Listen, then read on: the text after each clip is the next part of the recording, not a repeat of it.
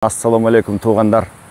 Ушул Алтайды бир көрсөм деп арман кылып, Алтайга барып, бабаларыбыздын баянын сиздерге кеп кылып айтып берсем деп кыял кылдым эле туғандар. Кудай таалам ошол кыялыма, ошол эңсеген максатыма жеткирип, мынтип тоолуу Алтайда сиздер менен учурашып турамын. Эмесе Манастан бир аз айтып берейин туғандар. Акбалта Жакып баш болгон 40 үйлүү кыргыз тетигили Азиядан Алтайды көстөп кантип сүрүлгөнүн буга чейин баяндап бергем. Алтайга келгенде Акбалта менен Жакып Алтайды иликтеп чыгып, бул жерде жери кара топурактуу дың экен. Эч ким жер айдабайт экен, эгин айдабайт экен, аштык экпейт экен деп аштык эктирип элге. Жана ошондой эле Алтайдын ичи толо алтын экен. Алтын казалы деп, алтын казып байып бапырап, Кыргыздын бар байып кеткенин сиздерге айтып бергем туғандар. Ошол Жакып катуу байыды дейт. Баягы байлыгы ушунчалык болуп, казынасы кызыл алтынга толуп туғандар, жылкысынын саны 50 миңге жетип, атан төөсүнүн саны да 6 миң ашып, мына минтип бай Жакып күтүрөп калды дейт. Күтүрөгөн менен көңүлүндө кандайдыр бир түпөйүл ою бар. Жакыптын кайгысы бар. Тигиндей тоолорго кетип, өзү жалгыз эендеп барып жаратканга сыйынып, Кудайдан бала тилейт дейт. Жараткан, сен мени ушунчалык бай кылдың. Жылкымдын санын 50 миңге жеткиздиң. Казынамды кызыл алтынга толтурдуң. Бирок бир ушул перзенттин үнүн угуспай, алдымдан балам ата деп тосуп чыкпай, 50-ге келгиче бала көрбөй ушинтип калдым. Мен эми куу баш чал болуп бу дүйнөдөн өтөмбү? Артымдагы калган малым кимге калат? Артымдагы байлыгым кимге калат? Же болбосо берип коеюн десем, бул Алтайда жакын тууган агам жок, же болбосо жакын бөлөм болбосо бир тагам жок. Мына ушинтип Жакып кейип калган кез экен. Ошол Кудайга жалынган бойдон кайгырып, көзүнүн жашын көл талаа кылып, анан үйүн көздөй кайтат. Үйүнө келгенде деле атын байлабастан керек болсо, камчысын сүйрөп аттан түшкөн бойдон ойлуу өзүнүн боз үйүн көздөй басып жөнөйт. Аны алыстан байкап турган чийирде энебиз Алпейим түз киши экен. Алдынан: "Ой Жакып, айнанайым байым, мынча үрөйүң кеткен, мынча маанайың жок" деп көңүлүн алып алдынан тосуп чыкса, чийирдыга Жакып катуу айтат: "Жылкымдын саны 50 миңге жетти. Өзүм болсо 50-ге келип калдым. Сен мени согончоңун канабай, бир балалуу кылбай, какбаш чал куу баш кылып өлтүргөнү калдыңбы?" деп мындай сөздү айтканда, чийирде Жакыптын бир сыйра бая көңүлүн көтөрүү үчүн, жүрөгүн тындыруу үчүн: "Айнанайын, менин да жашым 50 таяп калган, мен эми кайдан төрөдүм?" Бу чийирди энебиздин өзүнчө тарыхы бар туғандар, аны кийин айтып берем. Анын өз аты Шакан экен. Анан Жакыпка мындай сөздү айтып: "Мен эми кайдан төрөдүм? Төрөсө мына жаш колуктуң баг дөөлөттөн күтөлү. Ушуга Кудай берсин, ушул төрөйт Кудай буйруса" деп турса, нары жактан жекенди аралай басып баг дөөлөт келаткан дейт. Алтай жергеси туғандар, мен азыр баягы коронун ичинде турам. Болбосо мындай карагай черди аралап кетсеңиз, чөй белден келет. Мына ушундай укмуш өзүнчө эле башынан баштап аягына чейин жайлоо туғандар. Мына ошол жекенди аралай басып баг дөөлөт келаткан дейт. Чийирде энебиздин сөзүн угукпай эле алыстан туруп: "Мен да ушул эжемди тартып согончогум канабай куу баш болдум го такыр" деп чийирдинин кайгысын ош бетер күчөтүп, ансыз деле чийирде энебиз бала көрбөй кайгырып жүргөн кези да абдан катуу тийип, мурт чүйүп, бурулган бойдон өзүнүн боз үйүн көздөй басып кетти дейт. Аны артынан чийирди узата тиктеп: "Кокуяй Кудай, бу не болду? Кандай азап болду бул башка түшкөн" деп кейип кепчип барып өзүнүн үйүнө кирип бук жыгылды дейт. Жакып да үйгө кирип жатып уктаган.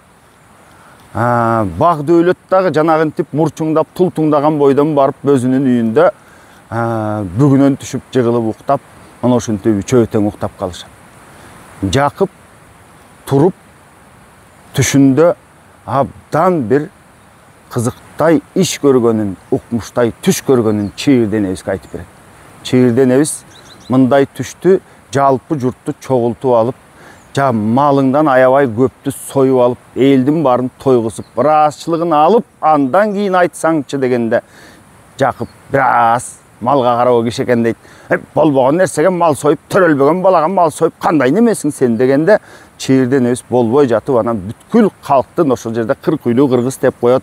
Анын ичинде ачы бар, тогу бар, ошонун баарын чакырып, көңүлдөрүн жай кылып туугандар алдына жанагындай майлуу эттен коюп, элдин баарын ыраазы кылып, анан кийин өз кишилерин калтырып, түшүн Жакып айтып берет экен. Мен Ала тоонун башынан, ал эми өз кишилердин арасында Ак Балта бар, Байжигит бар, жана башка деген азганакай киши.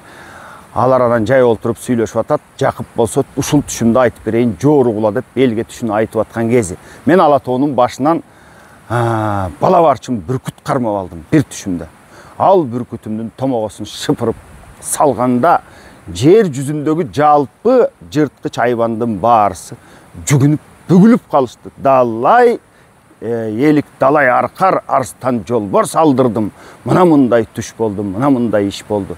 Муну түшүмдү жооручу деп элге кайрылат. Экинчи түшүмдө дейт, мен жан баштап тоонун башында жатыптырмын. Бир колума айды кармап, бир колума күндү кармап алдым. Күндү алып айдын ордуна салып, айды алып күндүн ордуна салып, керек болсо экөөнү бириктирип алып чакмак таш кылып ойнодум. Мына мындай түш болду. Бул түшүмдү жооручу деп мындай сөздү айтканда ошол отурган эл түнөрүп, бул кандай түш болду деп баягы ойлонуп, ой басып олтуруп калды дейт. Себеби бул абдан баягындай кереметтүү түш экен. Анан Жакып бул түшүн айтып берген соң Ак Балта сөздү алып, Ак Балта чечен деп коет. Ак Балта мына мындай деп айтат.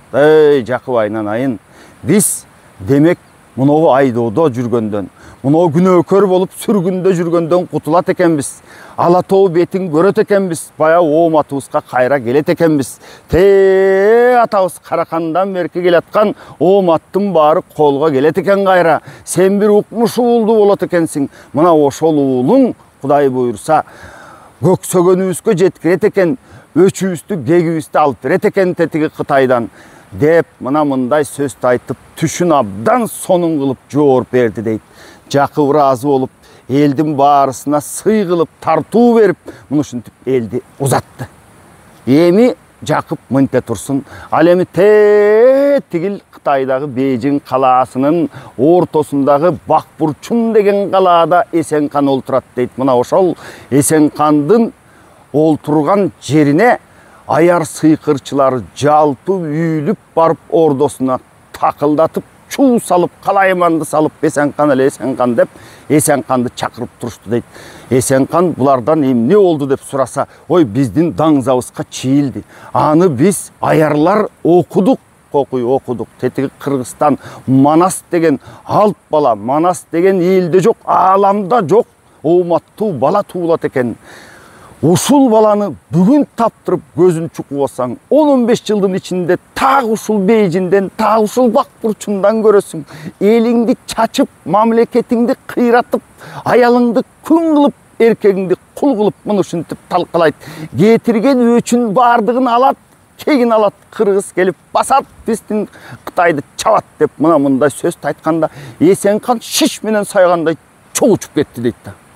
Анан Эсенкандын ордосунун жанында бийик мунара бар эле дейт. Мына ошол мунарасын үстүндө илинген колодон жазалган коңгуроо бар эле дейт. Баягы коңгуроону кактырганда 7 күндүк жерге беймарал угулчу экен туугандар. Мына ошол коңгуроону кактырып, жалпы Бейжиң Бакбурчундагы мыктыларын баарын чакыртып алдына тиздирди дейт. Тетиги аярлар айткан Манас деген баланы тап келбесеңер болбойт, таппасаңар бириң дагы кайтып келбегиле. Бирөөңдү дагы келтирбеймин. Эгер таппай келсеңер, ар бириңерди даргасамын деп, муну ушинтип катуу буйрук берди дейт. Бир аярга 1000ден баатыр, 1000ден балбан кош берип тургандан кийин кыргызды көздөй жөнөттү дейт да туугандар. Анан аярлар чыгып алып, жарым жаштан 17 жашка чейинки балдарды издеп текшерип кыргыз жашаган жердин баарысын түрө кыдырып чыкты дейт. Элдин баарын кыйнап, чачып, балдарды издеп, ыйлатып, муну ушинтип калайманды салып олтуруп, акыры Жарманас деген өздөрүнүн ошол белгисине окшош сүрөттөлүштөгү баланы таап, башына коок кийгизип дейт, башына шири кийгизип, колуна кишен салышып анан Бейжинди көздөй алып кетишти дейт. Тапканында ушунчалык кубанышып, майрам кылышты дейт. 40 күнчөлүк жерден Эсенканга ат чаптырышып, сүйүнчө айттырышып, Бейжинге алып барып, анан жанагы Жарманас деген баланы зынданга тыгып, мына эми Кыргызстан эч ким чыкпас кылдык деп ошентип тынып калган экен туугандар. Эми даңза деген сөздү мен сиздерге айтып берейин туугандар. Даңза бул архив деген сөз окшойт деп боолгоп койдум да, кытайча. Анан даңзабызга чийилип калды деген бул сүрөттөлүштү окуп атып, мен Кытайдын эң биринчи жазуулары кандай болгон деп интернеттен эми журналист катары маалымат издедим. Албетте мунун баарысын тарыхчыларыбыз, окумуштууларыбыз, илимпоздорубуз тастыктайт али. Бирок муну дагы көңүлдөрүнө алып койсо ашыкча болбос. Ошол даңзабызга чийилип калды, биз аны окуп калдык деп Эсенканга аярлар айтып келип атпайбы туугандар? Биздин заманга чейинки 1000-чи жылдары Шан деген династия болгон экен Кытайда. Ошол Шан династиясынын борбору Ин деген калаа болгон экен. Азыркы ушул тушта ошол Ин калаасы жайгашкан жерде калдыктарды касканда далай 1000-2000ге жакын койдун, уйдун, буканын далы сөөгү жана ташбаканын жана үстүндөгү таш сөөгү чыккан экен да. Анын ар биринде жазуу чийүү бар туугандар. Көрсө, ошол Шан династиясынын доорунда биздин заманга чейин 1000 жылдар мурун туугандар Кытайда мына мындай жазуу, сызуу төлгө болгон экен. Муну кандай кылат? Таза мүлжүнгөн койдун, уйдун же буканын сөөгүн алышат, же болбосо ташбаканын жана үстүндө таш сөөгүн алышат дагы. Ага оюп, сызып, кандайдыр бир суроолорду жазып туруп, суроо сөздөрдү жазып туруп, анан кийин аны отко кактаганда ошол жазылган жерлерден жарака чыкчу экен да. Ошол жараканы анан аярлар, билгичтер, төлгөчүлөр, сыйкырчылар окуй алган экен. Аны тетигил окушту ажыдардын мектебинде үйрөтөт экен Кытайдын туугандар. Биздин да Кыргызда Манас эпосунда айтылат, төлгөчү төлөк дейт, жана далычы агаяр деген бар. Мына ушул далыдан төлгөсүн байкап окуп билип турушчу экен да. Мына ошол Цэгуан жазуусун мен эми аны туура эмес айтып атсам, биздин Кытай тилин билгендер түстөп тууралап алыңыздар. Ошол жазууну ошол аярлар гана окуй алчу экен да. Ал жанагы жаракадан чыккан жазуулар. Ал жазууну окуган киши боло турган окуяны 6 жыл эрте, 7 жыл эрте билчү экен. Аларга, ал аярларга хандар ишенип, жортуулга чыксам, жортуулум кандай болот, жолум болобу же болбойбу деп, мына мындай далыдан ошентип баягы жазууларды окутуп, далыдан төлгө салдырып, мунун баарын билип турушчу экен. Бул жазуулар Кытайдын азыркы иероглиф жазууларынын эң башы, атасы десек жаңылышпайбыз туугандар. Мына ошол даңза деген жанагы далыдан төлгө салып көрүү жөнүндө айтып жаткандай туйлат да Манаста. Анткени айтып атпайбы? Бул биздин даңзабызга чийилип калды. Биз аны окуп калдык деп аярлары чуркап жүгүрүп келип атпайбы? Сыйкырчы жанагындай далычы, төлгөчүлөрү чуркап келип атпайбы? Ал эми Кытайдын жана Цэгуан деген жазуусунда болсо аярлар, далычы, төлгөчүлөр ошол далыга жазып, анан отко кактап, анын ага жазылып калган, ага чийилип калган жаракаларды окуп, анан алдын ала боло турган жумушту билип алып атпайбы туугандар? Мына мындай баягы Кытайдын жазуу сызуусу болгон экен. Дагы кайталап айтайын, биздин заманга чейин 1000 жыл мурда туугандар, Шан династиясы, Ин калаасы. Азыр да интернеттен кирип карасаңыздар, ушул тууралуу маалымат бар. Эми биз кандай кылабыз? Ушул күнгө чейин далыны таза мүлжүгөндөн кийин чаап коебуз, же болбосо далыны бузуп коебуз туугандар. Бул дагы биздин ата-бабалардан калган баягы биз жөнүндө төлгө салып бирөө билип албасын деген сыяктуу коргонуу ырым-жырым жөрөлгө окшойт туугандар. Эми сөзүмдү улай берейин. Бул жакта эми эмне иштер болуп жатат, аны айтайын туугандар. Бул баягы Жакыптын түшүн жооргандан кийин элдин баары таркап кеткен. Көп өтпөй Чийирде Небестин боюна бүтүп, ал 9 ай көтөрүп, талай азап тозокту тартып, ал эмес шердин жүрөгүнө талгак болуп, далай жигиттин баарын чаптырып атып, эптеп издеп шердин жүрөгүн таптырып аны бышырып жеп, талгагын жандырып, анан Чийирде Небес толгоосу келип төрөп, ошону 60 аял курчап атып, азап тозок тартып атып, кыйналып, ушунчалык Кудайга үнү жетип атып, баягы Чийирде Небес ба дегисип бул дүйнөгө Манас бабабызды мына ушул Алтай тоолорунун бир бүктөмүндө алып келген дейт. Мына мен турган жерлер, мына мен бүгүн басып турган жерлерде ушул бабаларыбыз бакырык салып төрөлгөн туугандар. Мына ошол жерде бүгүн туруп сиздерге Манасты баяндап айтып берип жатамын. Колумдан келишинче сиздерге бүгүн туугандар Манас бабабыздын баянын айтып бердим. Ыраазы болуңуздар. Анча-мынча жетпеген чекилиги болсо өзүр сурайм. Ал эми баарыңыздарга жакшылык каалайм, молчулук каалайм, өлкөбүзгө оомат, ийгилик каалайм. Ар бириңиздердин үйүңүздөрдө жана жүрөгүңүздөрдө тынчтык болсун туугандар. Мен ушул Алтайга болгон сапарымды каржылап, ушул жака демөөрчүлүк кылып алып келген Данияр Чормошов деген иниме, жана ошондой эле Советбек Сатылганов деген иниме чын жүрөгүмдөн ыраазычылык билдирмекчимин. Ал эми ушул жака сапарга чыгам дегенде биздин мына бул жерде турган М-банк номурубузга ар бириңиздер колуңуздардан келишинче колдооңуздарды жөнөтүп турдуңуздар.